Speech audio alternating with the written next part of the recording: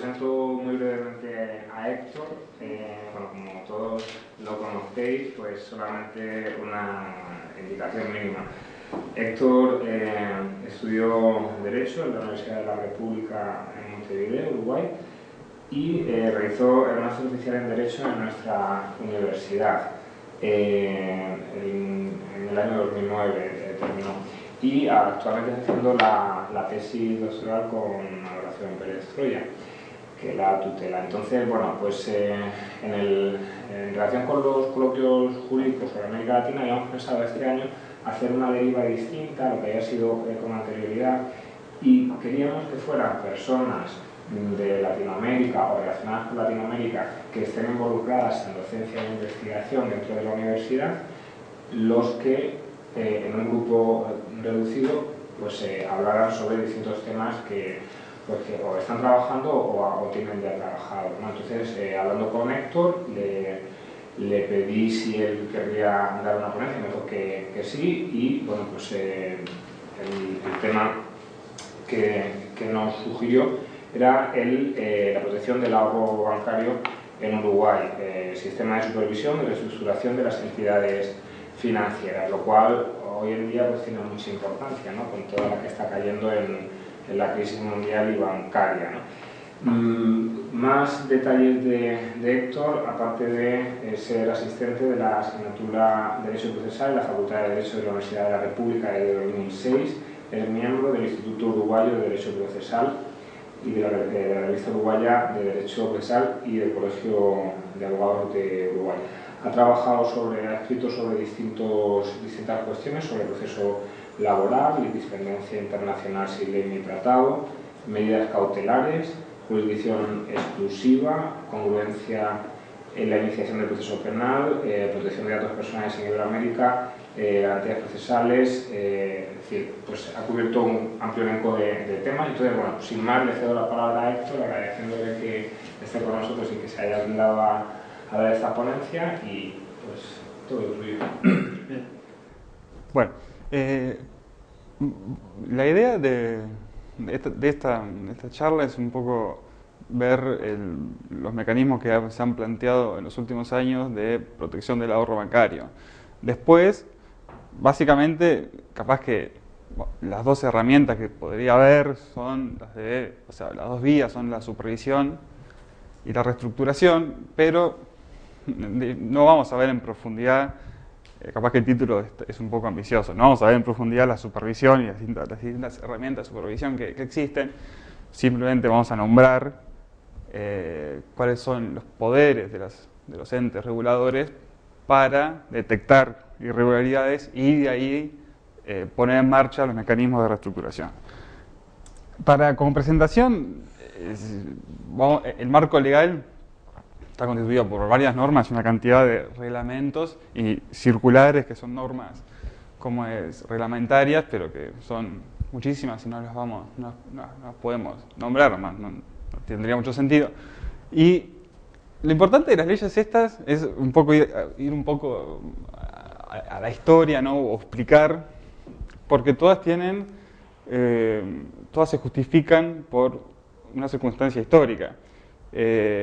Básicamente hay tres grandes periodos, ¿no? Que son el 82, el 2002 y el 2008, donde esta regulación se desarrolla, tiene varios impulsos. ¿Y por qué? Básicamente porque son dos grandes crisis económicas, una que sucede en 1980-81 y la otra en el propio año 2002, y en el 2008 es la que estamos viendo ahora, ¿no? Es la respuesta de Uruguay a intentar anticipar los posibles efectos de la crisis como es actual, ¿no? Entonces, es una legislación que, por lo menos al principio, responde a los golpes, ¿no? De circunstancias coyunturales y bueno. Básicamente, ¿cuáles son los contenidos? Bueno, la de 1982 fue la llamada Ley de Intermediación Financiera, es la que regula el funcionamiento de los bancos y otras entidades financieras, ¿no? Es la que regula la habilitación, los requisitos o sea, que vamos a ver ahora, encaje, etcétera, y establece las sanciones por incumplimiento de la normativa.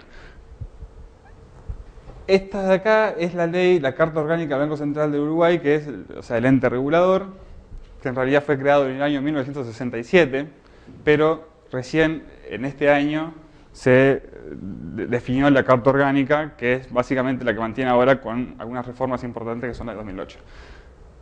Estas dos son dos medidas, dos leyes de emergencia frente a la crisis del año 2002, y básicamente lo que plantean, a nosotros nos importa porque son las que establecen los mecanismos centrales de reestructuración, como es que con algunas modificaciones menores son los que se mantienen hasta ahora.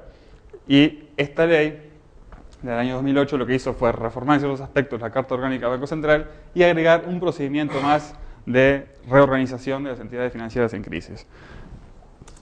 Bueno, la estructura orgánica, o sea, de los órganos del Estado que controlan o supervisan a las entidades financieras, es esta. Básicamente son estos 4 organismos que ahora vamos a ver cuál es la posición que tienen.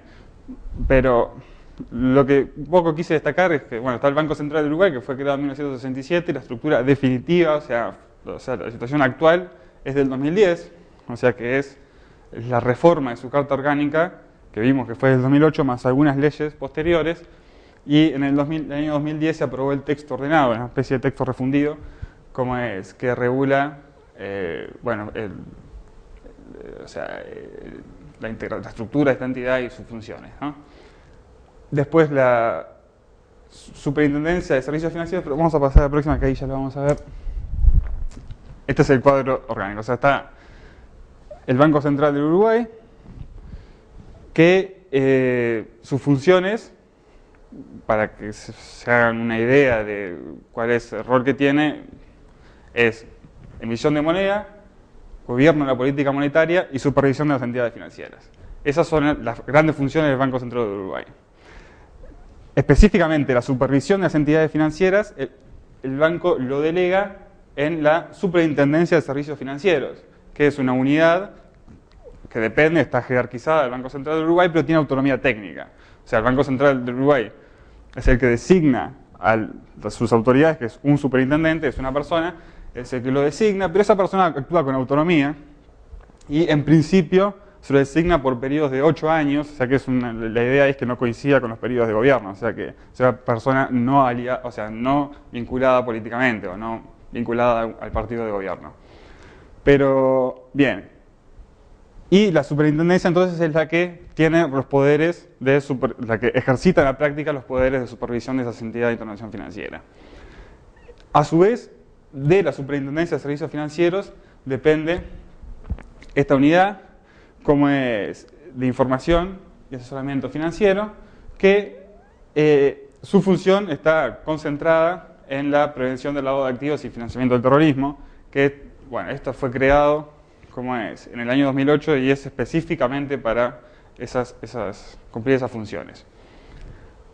Además, lo importante es que en esta reforma del 2008, la última reforma importante de la Carta Orgánica del Banco Central del 2008, algo que se hace es que, además, ¿no?, de la supervisión de las entidades de intermediación financiera, que es la competencia, si se quiere, nuclear de la superintendencia, en lo que se refiere al control de las entidades de intermediación financiera, se sumó una cantidad de poderes de control de otros participantes o de la actividad financiera, por decirlo de alguna forma. O sea, vamos a ver que no solo ahora la superintendencia controla a las entidades clásicas como los bancos o las cooperativas de inversión financiera, o sea que son las entidades que trabajan captando el ahorro público, sino que se controla ahora a otros sujetos, ¿no?, que de alguna forma, por ejemplo, los asesores de inversión, como es otros sujetos que participan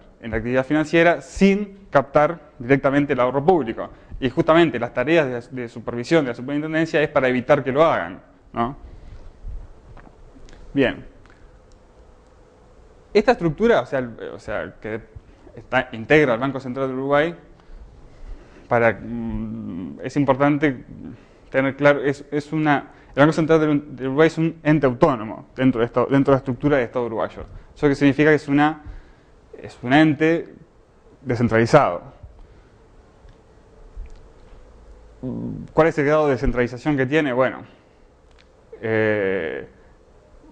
depende, o sea, su directorio, que son 3, es nombrado por el Poder Ejecutivo. El Poder Ejecutivo puede sustituir sus integrantes, o sea, puede cambiar sus integrantes, pero en principio el Banco Central actúa con autonomía y sus decisiones, sus resoluciones, o sea, que pueden ser particulares, o sea, puede dictar resoluciones para el caso concreto y muy importantes, como vamos a ver ahora, o sea, dictar sanciones muy importantes, como dicta normas generales, regula asuntos como el encaje, por ejemplo. Todas esas normas las dicta directamente el Banco Central y no está sometido a ningún tipo de supervisión por el Poder Ejecutivo. Incluso esas normas que dicta, particulares o generales, pueden ser impugnadas por los interesados, o sea, por los particulares, pueden ser impugnadas y directamente se impugnan ante un tribunal jurisdiccional independiente, ¿no? O sea que la única conexión que tienen con el Poder Ejecutivo, más allá de que obviamente coordinan en la práctica, la única conexión jurídica que tienen es la potestad del Poder Ejecutivo de designar y sustituir a sus integrantes, a los integrantes del directorio. Bien, y después, en el año 2008, en la reforma de la Carta Orgánica del Banco Central, se crea otra nueva entidad que es la Corporación para la Protección del Ahorro Bancario, que es o sea, desde el punto de vista jurídico, de derecho administrativo en Uruguay, es una persona pública no estatal, que es un grado todavía mayor de descentralización. Esta persona pública no estatal, creada en el 2008, se encarga de la administración del Fondo de Garantía de Depósitos y de la liquidación, o sea, es el encargado de liquidar a las entidades de intermediación financiera. O sea, es el que participa en los procesos concursales, dirigiendo los procesos concursales que se le aplican a estas entidades. Son dos funciones muy importantes, administrar el Fondo de Garantías y actuar como liquidador, que antes del 2008 pertenecían al Banco Central del Uruguay. Ahora se descentralizan aún más, ¿no? Y se le otorgan a esta persona pública no estatal. Una persona pública no estatal, lo resumo muy rápido, es una figura que en Uruguay se usa muchísimo, desde hace mucho tiempo, pero no sé si acá hay algo similar. Es una entidad, porque es un contrasentido en sí mismo, es decir, público no estatal. O sea, ¿qué quiere decir eso de público no estatal? Bueno, quiere decir básicamente lo que diga la ley orgánica de Constitución. Básicamente, ¿qué es lo que dice la ley orgánica de Constitución? Bueno, los integrantes son elegidos, en este caso, por el Banco Central, pero actúan con absoluta autonomía técnica y sus decisiones, o sea, las resoluciones que adopten, son, en este caso, impugnadas frente a los tribunales de la justicia ordinaria, no de la justicia administrativa, como en el caso del Banco Central del Uruguay. Además, después tiene otro, o sea, se aplica un régimen de derecho privado, por ejemplo, a funcionarios que trabajan acá. Bueno, tiene otras ventajas por ese lado. Pero bueno, en definitiva, lo importante es ver que tanto la supervisión como la liquidación de las entidades de intermediación financiera está, como es, en manos de dos entidades descentralizadas del gobierno central. Y bueno, ahora vamos a ver cuáles son las entidades de intermediación financiera, o sea, cuáles son los sujetos supervisados por la estructura que vimos recién. La definición de entidades de intermediación financiera está en la Ley de Intermediación Financiera, la 15.322, y dice que son entidades que de forma profesional realicen operaciones de mediación entre la oferta y la demanda de dinero, títulos, valores o metales preciosos. Bueno, es una definición bastante amplia. Y después la reglamentación establece categorías dentro de todos los sujetos que realizan actividades que pueden ingresar dentro de esta definición, en función de cuáles son las actividades concretas que hacen. Entonces, actualmente existen todas estas categorías de entidades de intermediación financiera, que son bancos, bancos de inversión, casas financieras. Bueno, los que nos importan a nosotros son estos dos, los bancos y las cooperativas de intermediación financiera. ¿Por qué? porque para acotar un poco el objeto de estos comentarios, si no, estos son los únicos dos sujetos que pueden captar ahorro público de uruguayos, o sea, de residentes en Uruguay. O sea que son, en definitiva, los bancos con los cuales tiene más importancia práctica en la vida de Uruguay, ¿no? Los bancos de inversión, por ejemplo, son entidades que solo pueden captar depósitos de no residentes, ¿no? Captan depósitos de no residentes y además pueden hacer inversiones más riesgosas que les están prohibidas a los bancos. Y bueno, después las otras tienen otras particularidades. Pero lo importante entonces es eso, nos vamos a focalizar en esas dos, los bancos y las cooperativas de intermediación financiera, que son las únicas entidades que están autorizadas para captar ahorro público de residentes de Uruguay. Bueno, ¿cuáles son los mecanismos de protección? Básicamente son dos, o sea, uno creado por normas generales y otro por normas particulares que la superintendencia dicte, o mandate a las entidades concretas. Las normas generales que intentan proteger el patrimonio de las entidades de intermediación financiera, básicamente, muy en resumen, las grandes medidas, las grandes herramientas que dispone son, primero, les impone una responsabilidad patrimonial neta mínima. La responsabilidad patrimonial neta mínima es el conjunto de activos que la superintendencia o el Banco Central exige que las entidades bancarias tengan en Uruguay, o sea, activos que deben estar localizados en el Uruguay. El valor de esos activos varía con el tiempo, se puede establecer por tres procedimientos, que uno depende de los activos totales de la entidad, otro depende del riesgo al que esté expuesta la entidad, y un criterio residual que es que es el requerimiento de capital básico. O sea, en definitiva, la cifra a la que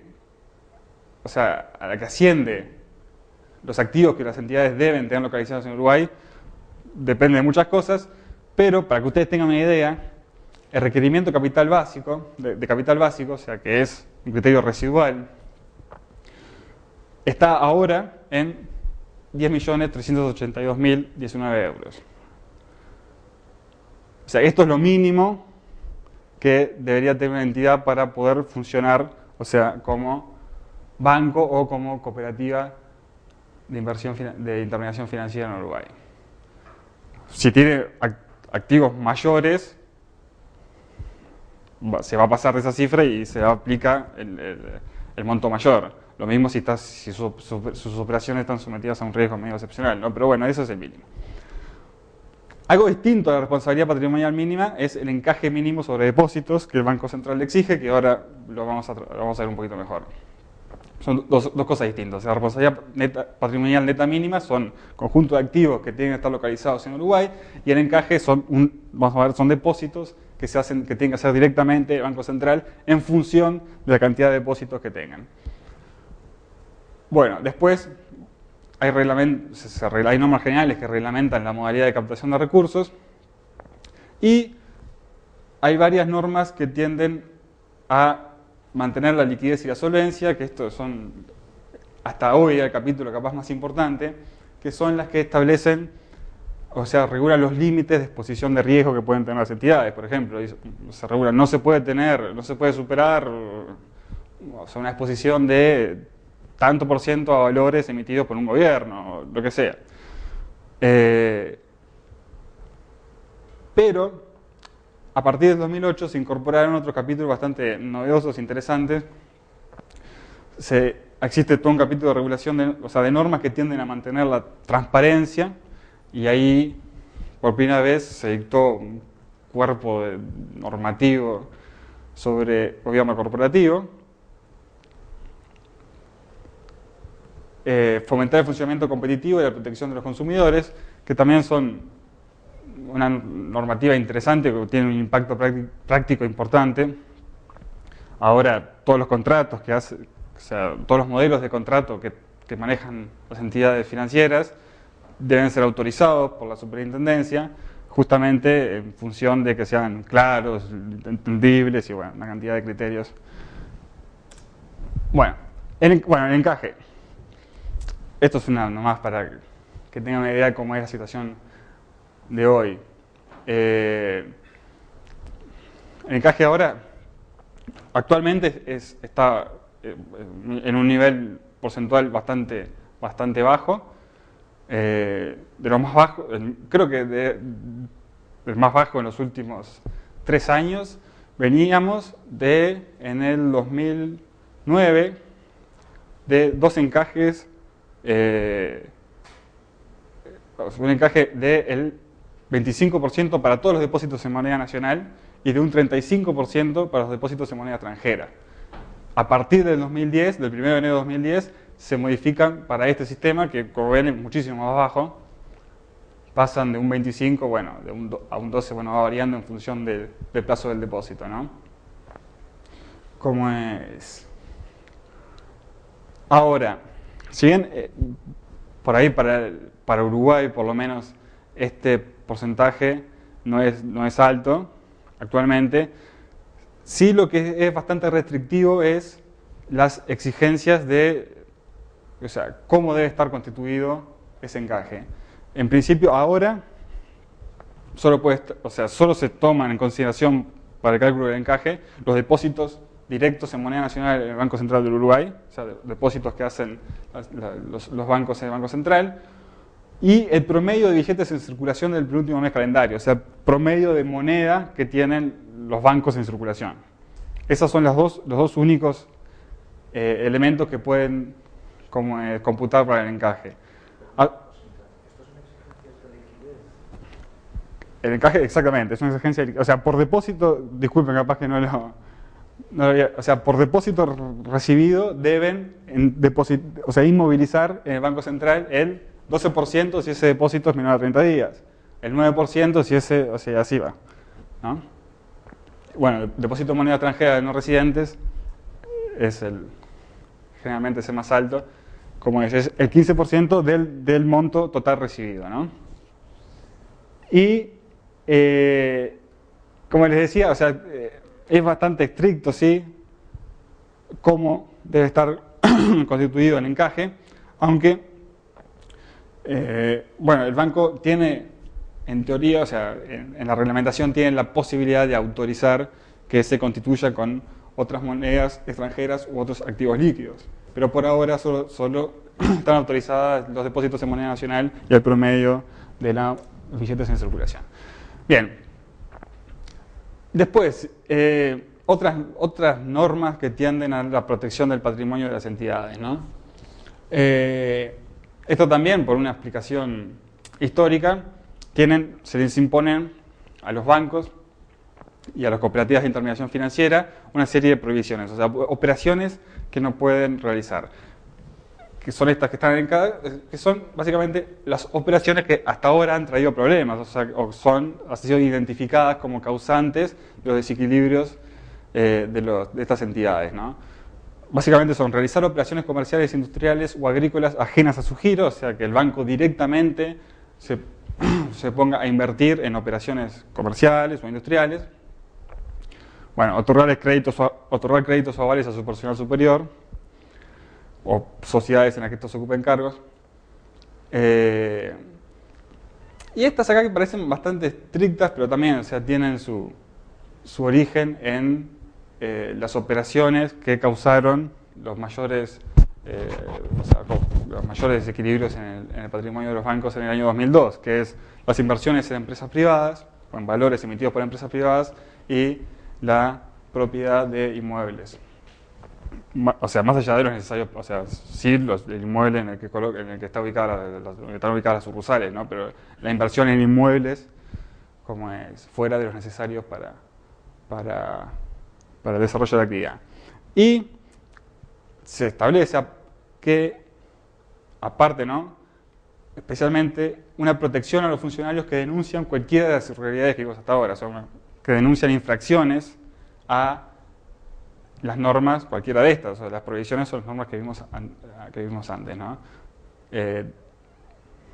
Acá hay una especie, ¿no?, de confianza en que en la tarea en que los funcionarios pueden apoyar a la superintendencia en las tareas de denunciar las irregularidades facilitar así la supervisión. Bien, los poderes de supervisión de la superintendencia en principio son amplios, o sea, está establecido, está redactado de esta forma. En el artículo 15 de la ley 15.322 dice: dispondrá de amplias facultades inspectivas de fiscalización e investigación, y se remite a las potestades que la ley le otorga a la Dirección General Impositiva, que es el órgano que tiene potestades más amplias de investigación, de inspección de los particulares, ¿no? Además de eso, está previsto que se hacen evaluaciones periódicas, o sea, hay la superintendencia forma cuerpos inspectivos por grupos de entidades, que son equipos de trabajo que van y se localizan periódicamente en las propias entidades y, bueno, hacen unas tareas de supervisión que están, bueno, también reguladas muy detalladamente. Un capítulo importante fue el de la supervisión consolidada, que increíblemente, la supervisión consolidada es la supervisión al grupo económico, ¿no? O sea, no solo a la entidad que está localizada en Uruguay, sino a todos nosotros, otras entidades que pueden entenderse que forman parte de un mismo grupo económico. Esto se incorporó en el año 2002 y es un requisito elemental para que la información que resulte de los controles o de la supervisión sea mínimamente fiable, ¿no? Bueno, es el banco el que declara que si existe un grupo económico. En Uruguay hasta ahora no existe una definición general, una norma que regule o que diga lo que es un grupo económico, pero bueno, ahí se aplican determinados criterios. Como es. Y bueno, una cosa importante es que los poderes de supervisión de la superintendencia se extienden a todos los integrantes de ese grupo económico, más allá de que el giro de esas empresas sea o no financiero. O sea, aunque sea una empresa que se dedique a otra actividad totalmente independiente con la actividad financiera, si la superintendencia determina que integra el grupo económico con alguno de los bancos o de las cooperativas de intermediación financiera, también esa va a ser sujeto de la supervisión de la superintendencia. Bueno, y después sí establecen autorizaciones para realizar actos importantes como la emisión y transferencia de acciones, modificaciones estructurales y la tercerización de servicios inherentes al giro. Eso también es algo que se estableció en el 2002 y era porque algunos bancos tercerizaban en instituciones también del grupo, ¿no?, actividades propiamente bancarias y las tercerizaban para evitar el control. Bueno, era algo medio fraudulento, bueno, se estableció esto expreso, pero... Bueno, vamos a hablar de la garantía de depósitos.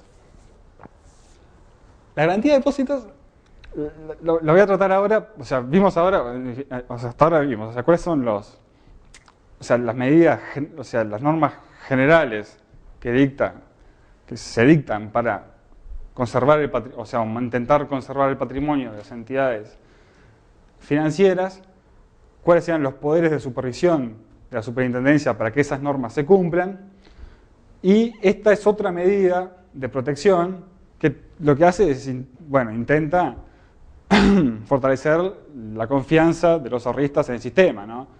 Pero propiamente, o sea, la garantía de depósitos opera en el momento de la liquidación, o sea que tendríamos capaz que verla al final cuando veamos la liquidación, pero bueno, como es una herramienta que intenta fortalecer la confianza y de esa forma proteger el patrimonio, lo vemos acá. La garantía de depósitos, ahora se puede decir que hay un doble sistema, ¿no?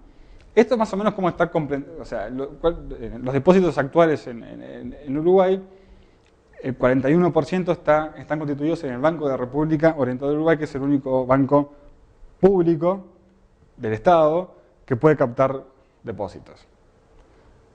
Y tiene el 41% de los depósitos, que es muchísimo, ¿no? Después el 50% de los depósitos están en bancos privados y el 9% en cooperativas de intermediación financiera. Pero el 41% de los depósitos están en un banco público. Y una cosa medio particular es que los depósitos en bancos públicos, o los depósitos en el Banco de la República, tienen una garantía del 100%, ¿no? O sea, el Estado garantiza 100%, la devolución del 100% de esos depósitos.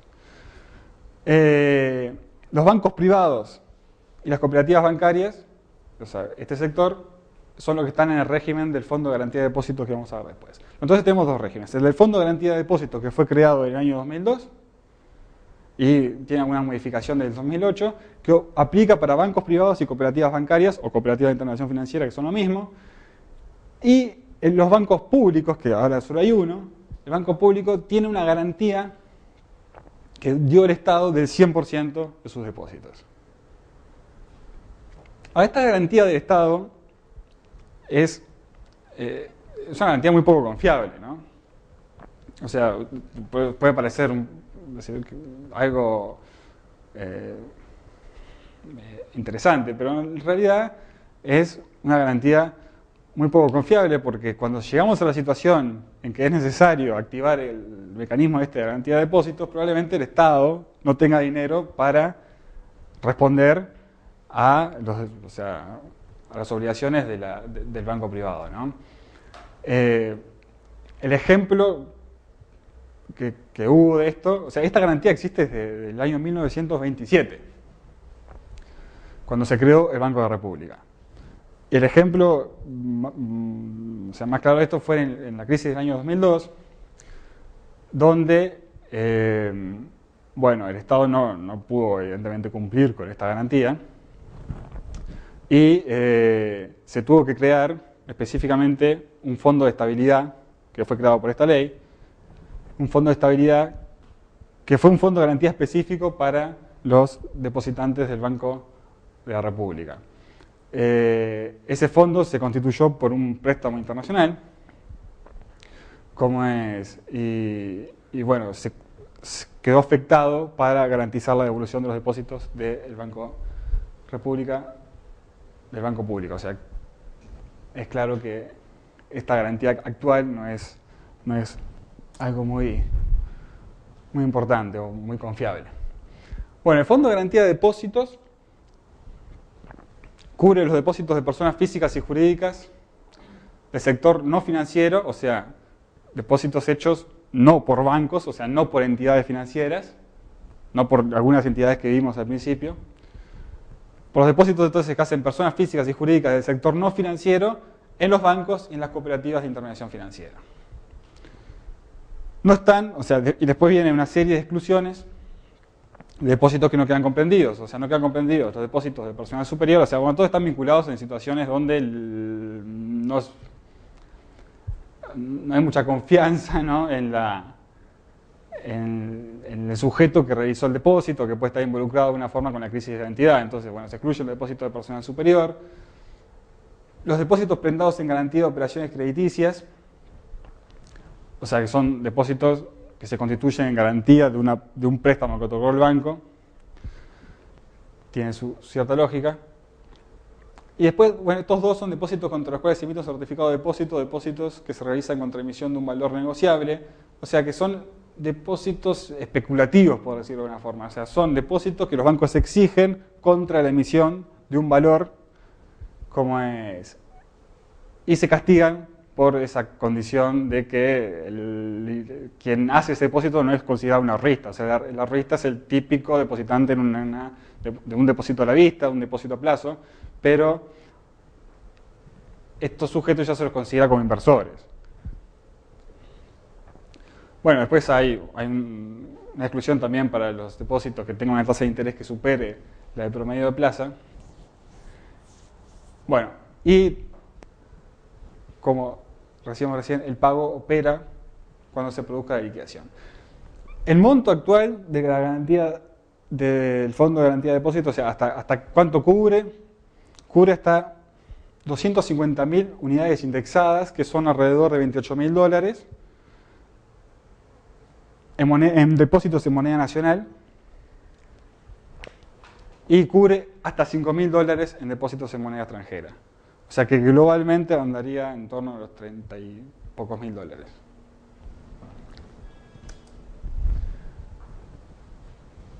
Bueno, llegando entonces al momento donde los controles anteriores fallaron, bueno. Y la entidad, el banco o la cooperativa, está en una situación de crisis. Se estableció todo un sistema que estas son un poco las características principales. O sea, acá les pongo legislación previa a la reforma concursal. Previa a la reforma concursal en Uruguay. La reforma concursal en Uruguay es del año 2008 y modificó una legislación básicamente del siglo XIX sobre quiebras y concordatos. Entonces, esta normativa sobre bancos es anterior a la reforma concursal uruguaya, o sea, implica un avance significativo con respecto a lo que existía en ese momento. O sea, en ese momento para todas las sociedades en general se les aplicaba un sistema de quiebras del siglo XIX, o sea que esto supuso un avance, por lo menos en los mecanismos, en las técnicas para la reorganización, pero es anterior al modelo por ahí más avanzado, más moderno que tiene el país ahora, ¿no? Entonces, lo quería destacar porque en definitiva, si lo planteamos así, en grandes términos, el objetivo del concurso es la liquidación, o sea, no hay realmente no hay previstas realmente medidas de conservación de la entidad.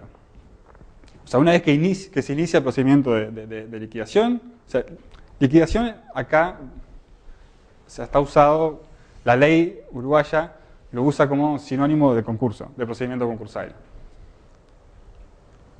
O sea, es liquidación no voluntaria. O sea, este procedimiento de liquidación, de disolución y liquidación clásico, y el procedimiento concursal, que en el caso de sociedades anónimas tradicionalmente en Uruguay se llamó liquidación.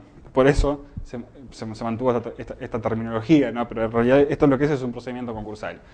Pero lo que decía, entonces, una vez que se inicia el procedimiento concursal, o sea que la superintendencia entiende que la entidad está en una situación de crisis, de insolvencia, y entonces declara abierto el procedimiento concursal. Ese procedimiento concursal, hasta el año 2008, sin duda, tendía únicamente a la liquidación de la entidad, no a intentar buscar alguna medida para que sobreviviera o pudiera salir de esa situación. Buscaba únicamente la liquidación. Y para intentar no llegar a eso, lo que podía estar, o sea, los mecanismos que podían existir eran, bueno, una serie de medidas preventivas que ahora las vamos a ver, o sea, medidas pero que eran previas, o sea, anteriores al inicio del procedimiento concursal, o un procedimiento concursal alternativo que era el concordato, que es un procedimiento de 1893, de la ley 2230 de 1893, que es un mecanismo no solo que evita la quiebra, o sea, de la entidad, o sea, porque básicamente lo que se hace, lo que se obtiene, si se logra o sea, si se tramita con éxito concordato, es obtener una quita o una espera de las obligaciones. Pero bueno, es un procedimiento que para una entidad bancaria es absolutamente inadecuado, ¿no? O sea, donde tiene que ser aprobado por un porcentaje bastante grande de los acreedores. O sea, hasta ahora en Uruguay un solo banco solicitó un concordato y en ese caso, o sea, fue exitoso, o sea, se logró reunir las mayorías, pero bueno, es un mecanismo que hay que nombrarlo porque en teoría aplica, pero es prácticamente de laboratorio, no es realmente un mecanismo ajustado. Entonces, hasta el año 2008, la única posibilidad que había para intentar que la entidad no se hundiera del todo, o sea, que no ingresara directamente en el procedimiento concursal que terminaba inevitablemente de liquidación, era la adopción de una serie de medidas preventivas que ahora vamos a ver. A partir del año 2008 se incluye un nuevo mecanismo que ahora sí tiene o sea, viene con la idea de ser un mecanismo de salvataje de la sociedad, o sea, de lograr evitar la liquidación, que se denomina resolución bancaria. Ese es el nombre que le puso la ley, resolución bancaria. Bueno, después, estas son unas características del sistema en general, o sea, es un sistema donde no se hace una distinción entre liquidez e insolvencia, o sea, en realidad la iliquidez y la insolvencia va a ser tenida en cuenta por la superintendencia para ver, primero, cuáles son las medidas preventivas que solicita y en caso de liquidación inevitable, qué modalidad de liquidación adoptan, que vamos a ver que hay varias. Pero en principio no hay, desde el punto de vista normativo, no hay una distinción entre liquidez o insolvencia. Y bueno, que el objetivo que declara la ley es la protección, que todos estos procedimientos deben tender, todas las medidas concretas que se adopten deben tender a la protección de los ahorristas. Bueno, las medidas preventivas, o sea, esas medidas que hablábamos que eran, hasta el momento, hasta el 2008, eran las únicas medidas que podían salvar o evitar el ingreso de la entidad en el procedimiento de liquidación. Esas medidas son la facultad o la potestad del Banco Central de actuar como prestamista de última instancia. O sea, básicamente, este es el mecanismo de asistencia financiera del Estado Central a los gobiernos en situación crítica. Es un mecanismo que, bueno, tiene una cantidad de limitaciones, que no las vamos a ver. O sea, son limitaciones de cómo es que puede dar el Banco Central esa asistencia financiera, o sea, contra qué tipo de garantías, ¿no? Y cuáles son los topes, ¿no?, a esa asistencia financiera. Y bueno,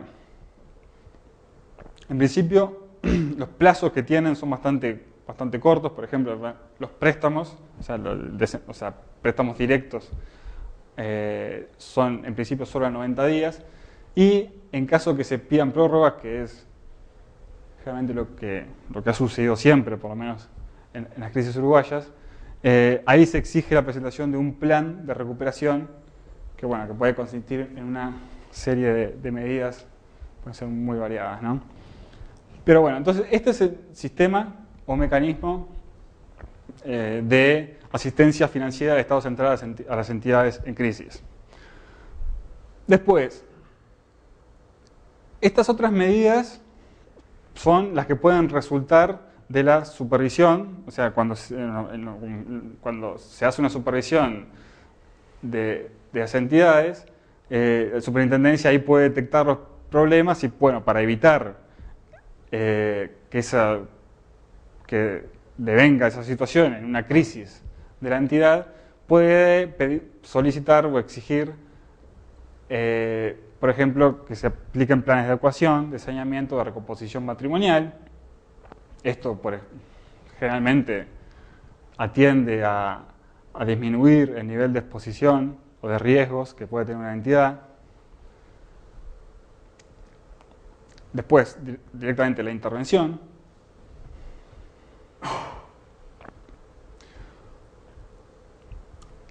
Una muy interesante, que es requerir modificaciones en la composición o estructura de capital accionario. Esto es directamente, vamos a ver, lo vemos ahora, es desplazar a los accionistas de las entidades. Se puede desplazar a los accionistas o a los miembros del personal superior. Y bueno, una medida ya la más radical, y esta generalmente es la que es la previa a la liquidación, es la suspensión de las actividades. Pero esto entonces básicamente en la vida, en el desarrollo normal de una crisis, o sea, lo que sucede es que a través de los mecanismos de supervisión, la superintendencia detecta, las áreas de riesgo, frente a eso impone el desarrollo de determinados planes, dependiendo de cómo responde la entidad o cómo actúa, cómo cumple esos planes, se puede plantear una intervención. Si esa intervención, además, si a través de la intervención se detectan que los accionistas o el personal superior de la entidad está incurriendo en irregularidades o no cumple las normas particulares que se dictan, se va directamente al desplazamiento, su remoción y, bueno, y por último, la medida de suspensión. Vamos a ver quería resaltar este punto porque es bastante interesante, que es la posibilidad de que se desplacen los accionistas. Y esto también tiene una explicación histórica, y es la responsabilidad que han tenido los accionistas hasta ahora en las crisis de las entidades financieras. Entonces, es interesante que la superintendencia detecta un incumplimiento del accionista a la normativa, Que claro, el accionista ¿cómo puede incumplir? Es la pregunta. Bueno, es cuando ese accionista forma parte del grupo que controla a la entidad y de alguna forma se transforma en un obstáculo para que el banco pueda desarrollar los planes de adecuación del patrimonio o la medida necesaria para sanear a la entidad, ¿no?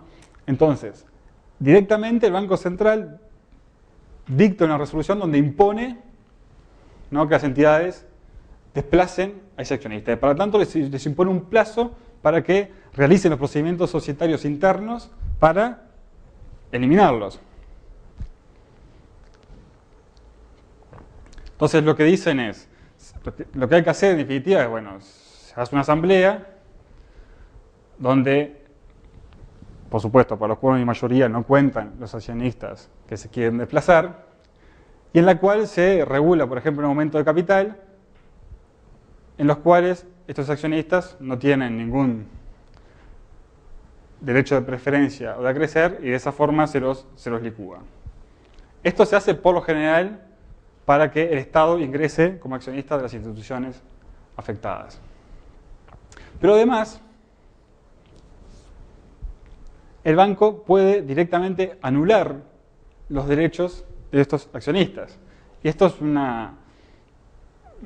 mecanismo que está en la Ley de Sociedades de Uruguay y que dice, o sea, el artículo 319 de la Ley de Sociedades es el que regula cuáles son los derechos de los accionistas, ¿no? O sea, los accionistas tienen derecho a participar, o sea, percibir las utilidades, participar de los resultados de la liquidación, votar en las asambleas. Bueno, ahí ese artículo dice que esos derechos pueden ser limitables por ley. Bueno, acá la ley autoriza al Banco Central a que anule esos derechos. O sea, puede directamente, si anula todos los derechos que tienen los accionistas, o sea, o que se prevén que tienen los accionistas en la ley de sociedades, directamente queda el tipo con una acción sin ninguna virtualidad, ¿no?, sin ningún derecho. Eso es interesante porque hasta ahí la situación que se plantea es un poco peculiar, porque supongamos que el Banco Central decide anular todos los derechos de esos accionistas que considera peligrosos para la entidad. Esa persona se encuentra con que tiene un título, tiene una acción, pero no tiene derecho a nada, no tiene derecho a percibir utilidades, no tiene derecho a votar, no tiene derecho a nada. Entonces, de facto, se produce una especie de expropiación. Sin embargo, la ley lo deja ahí, o sea, no dice cómo esa situación, o sea, debe solucionarse. Dice que el Banco Central puede anular los derechos de los accionistas. Y no dice más nada. En ese sentido, ¿no? Después, otro artículo de la ley, desconectado, declara la necesidad pública la expropiación de las acciones de los accionistas sancionados por incumplimiento de la normativa. Entonces, si se unen esas dos piezas, se puede concluir que si el Banco Central anula todos los derechos de las acciones de un accionista, debería ir a la expropiación de esas acciones, lo que supone por lo menos el pago de una compensación. Por supuesto que generalmente una entidad que está en esta situación, el patrimonio puede ser negativo o cercano, por lo tanto el valor de la acción va a ser nada. O sea que lo puede expropiar sin pagar compensación en los hechos, ¿no? Pero bueno, eso dependerá de cada caso. Bien, entonces, bueno, los anteriores eran las medidas concretas que el Banco Central puede adoptar para intentar, evitar que la situación de una entidad directamente desemboque en una crisis que obligue a iniciar alguno de estos procedimientos que vamos a ver ahora. Entonces, si todos los controles anteriores y todas las medidas anteriores fallaron, entramos en esta etapa. Bueno, reiterando un poco lo que hemos dicho recién, es una normativa que es anterior a la ley concursal uruguaya. Es un procedimiento administrativo, que eso es una particularidad bastante interesante. O sea, es un procedimiento, los procedimientos concursales son procedimientos administrativos que son liderados por esta COPAV, esta persona pública no estatal, que tiene amplios poderes discrecionales. Ambos poderes discrecionales, o sea, lo que quiero decir ahí es que actúa como, por ejemplo, es la que decide la integración de la masa activa y pasiva, o sea, es la que verifica los créditos. Es la que propone, puede llegar a proponer a los acreedores de la entidad quitas o esperas o algún otro tipo de acuerdos de pago. Entonces, la ley es bastante sintética cuando regula esos poderes, ¿no?, de la COPAV cuando actúa como liquidador de estas entidades. Entonces, termina siendo discrecionales porque no está muy claro cuál es el criterio, ¿no?, o sea, que deben guiar esa actuación, pero lo vamos a ver un poco mejor. Los procedimientos concretos que se prevén son estos 4. O sea, son 4 procedimientos distintos, ¿no?, que, salvo todos estos son procedimientos de liquidación. O sea, todos llevan a la liquidación de la entidad. Este es el único que puede suponer que sobreviva la entidad al procedimiento concursal. A su vez, estos procedimientos, lo vamos a ver ahora, la liquidación directa por la COPAV es la típica liquidación o sea, que existía por lo menos antes de la ley de reforma, la ley concursal en Uruguay, me imagino que también antes de la ley concursal española, la típica liquidación por la cual se agarran los activos, se venden individualmente, ¿no?, y con el producido se paga a los acreedores. Después hay 2 procedimientos ya un poquito más complejos, que es la constitución de fondos de recuperación del patrimonio bancario y la venta como universalidades de cuotas partes del patrimonio, que a su vez, estos vamos a ver ahora que se pueden a su vez combinar. Pero entonces, básicamente tenemos, el procedimiento clásico de liquidación o más rudimentario, 2 procedimientos un poco más complejos, y este otro que puede intentar crear entidad sobreviva y que es este que tenemos acá. Procedimiento de resolución bancaria que fue creado en el año 2008 y que está definido como una operación de exclusión de activos y pasivos más los aportes con recursos del Fondo de Garantía de Depósitos Bancarios.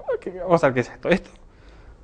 La idea es, la idea de la ley es que cuando la entidad, ¿no?, está en esta situación de crisis, se hace la superintendencia, la COPAV hace una evaluación. Tiene que determinar si declara la liquidación de la entidad, eso supone que se aplique el Fondo de Garantías de Depósitos Bancarios, entonces tiene que ver, cuál es el monto que va a aplicar, o sea, que el Fondo de Garantía va a tener que desembolsar para cubrir la garantía.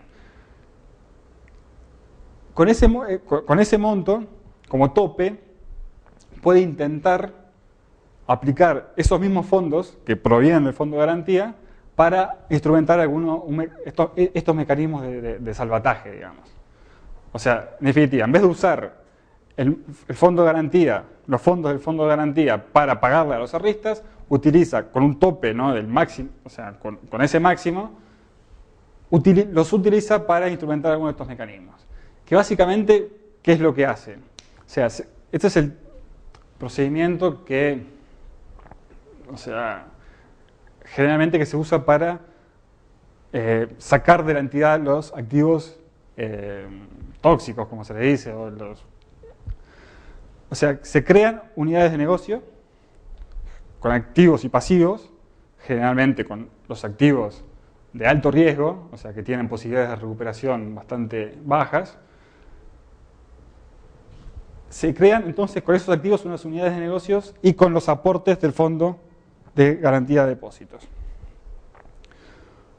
Con esos aportes, ¿no?, de la entidad y del Fondo de Garantía, ¿no?, se crean estas unidades de negocio y se las intenta transferir a otro banco que las compre. Esa transferencia debe ser siempre, en los 2 casos, por procedimiento competitivo, o sea, se debe hacer un llamado a ofertas para comprar esa unidad de negocios, pero puede ser por 2 caminos. Puede ser directa, o sea, con todos estos activos directamente se los transfiere a la entidad, o puede ser indirecta, o sea, que con estos activos se constituye o un fideicomiso financiero o un fondo de inversión, o sea, eso que es un patrimonio, de afectación, el cual emite títulos representativos de ese patrimonio, títulos negociables.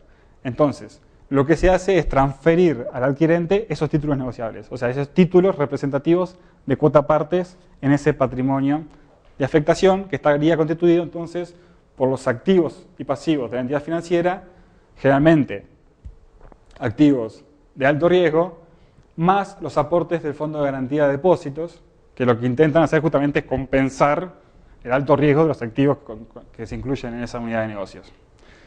Y bueno, y se vende. ¿Qué es lo que hace? Eso sanea la entidad, o sea, se saca de arriba esos activos riesgosos y a su vez recibe como contraprestación, o sea, como pago de esa unidad de negocios, recibe los fondos para capitalizarlo, bueno, se añade patrimonio. Pero siempre tengan en cuenta, o sea, que el tope está en, o sea, no puede superar el monto que se habría usado de haberse aplicado directamente el Fondo de Garantía de Depósitos para pagar a los ahorristas. O sea, ese es el tope máximo que puede utilizar la entidad para instrumentar alguno de estos planes. Bueno, entonces, este es el único, les decía, mecanismo que puede intentar mantener la vida, ¿no?, de la entidad financiera en crisis.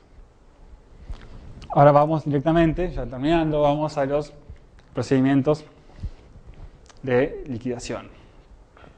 Bueno, entonces el procedimiento de liquidación, todos empiezan, ¿no?, con la declaración de la disolución y la apertura del procedimiento. Esto implica a su vez la activación del Fondo de Garantía de Depósitos, que a partir de la declaración tiene 30 días para pagar.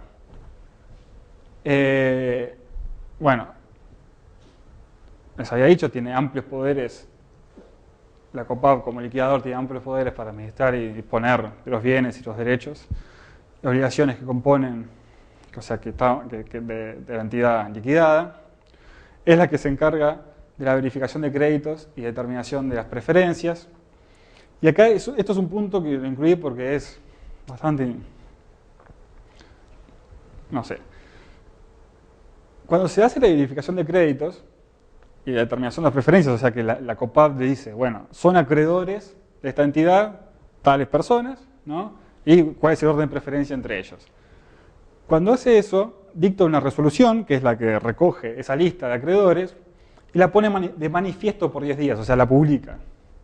La publica en el Diario Oficial de Uruguay y por un plazo de 10 días. Y a partir del vencimiento de ese plazo inicial de 10 días, empieza a correr un plazo de 10 días para oponerse. Si se vence ese plazo de 10 días para oponerse, la norma no dice más nada, pero si se le aplica el sistema general de impugnaciones contra los actos de estas entidades, si se te vence este plazo ya no hay nada que hacer. O sea, se terminó toda oportunidad de oponerse o de intentar revisar esa lista. O sea, que los acreedores que no estaban incluidos, pero no se opusieron a estos plazos, que son, como ven, muy cortos, o sea, directamente, aparentemente, están excluidos, o sea, perdieron cualquier derecho, ¿no? Esto es la solución que claramente resulta de la ley, ¿no? Pero hasta ahora,